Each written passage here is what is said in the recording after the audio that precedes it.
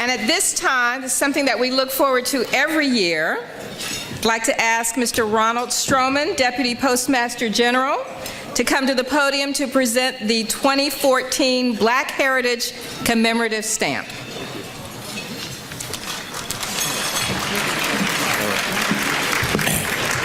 Good afternoon.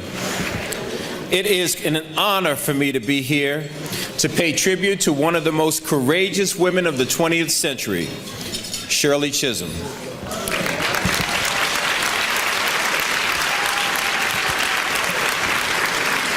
It was in the neighborhoods of Bedford-Stuyvesant, Williamsburg, and Crown Heights that Shirley Chisholm beat the odds by defying the political bosses and stitching together a coalition of African Americans, West Indians, Puerto Ricans, and Jews that launched one of the most important political careers of our time.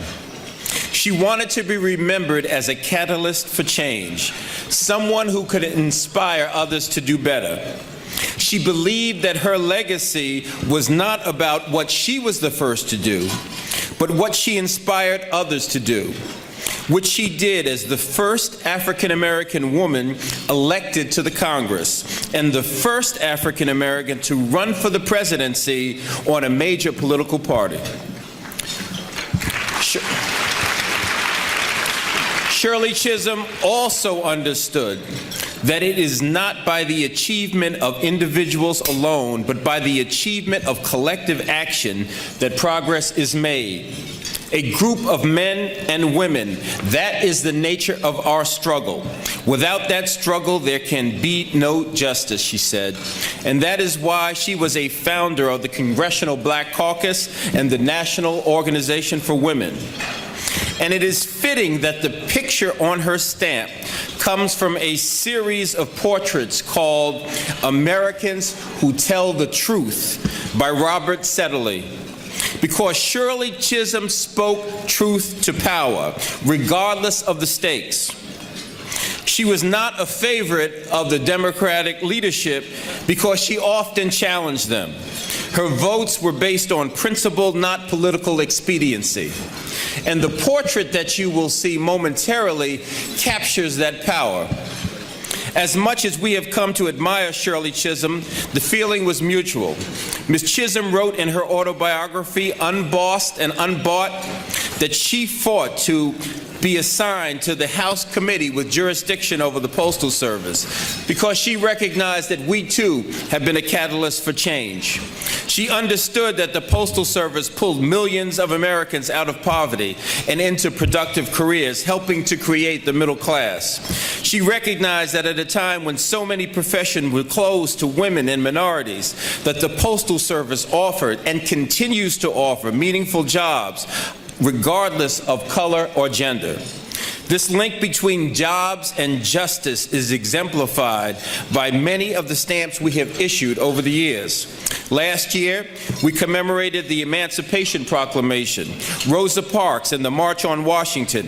Before that, we've issued stamps which have included Dr. Martin Luther King, Malcolm X, Harriet Tubman, and Barbara Jordan. Today, Shirley Chisholm joins that illustrious group.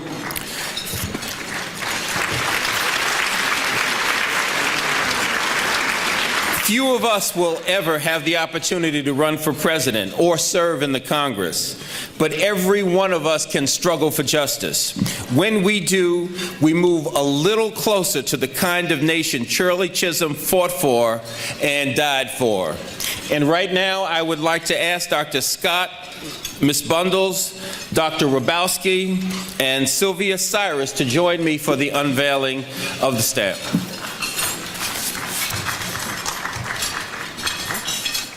This way? Okay.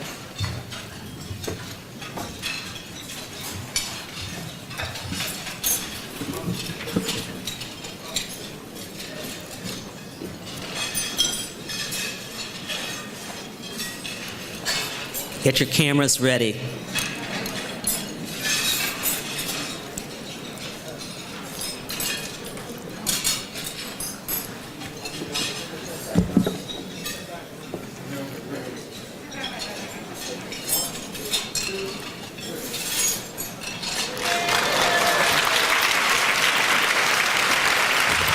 Isn't this wonderful?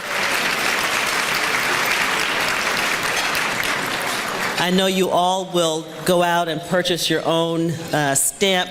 We need your support to continue to perpetuate the legacy of Shirley Chisholm by purchasing your stamp and by continuing to contribute to the cause. So thank you, Mr. Stroman. Thank you, everyone, for bringing Shirley Chisholm's legacy to our remembrance in this way. We're just delighted with this stamp. Alilia Bundles.